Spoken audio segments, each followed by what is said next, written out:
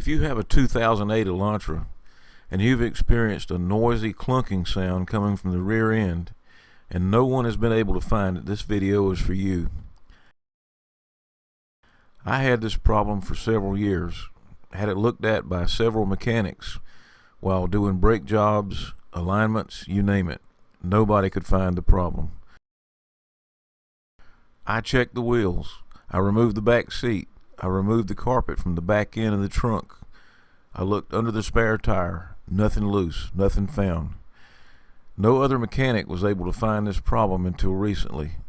And I know others have had this, so I make this video for your benefit, so you don't have to go out and spend the money that I had to spend to get this fixed.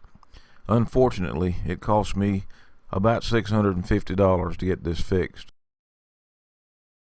The culprit in this case was the rear lateral arms on the right and left on the rear end suspension.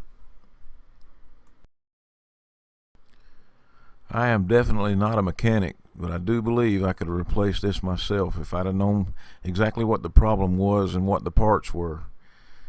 Anyway, it can be done, but very difficult if you try to do it from the ground level. I took mine to a shop to have it done on a lift.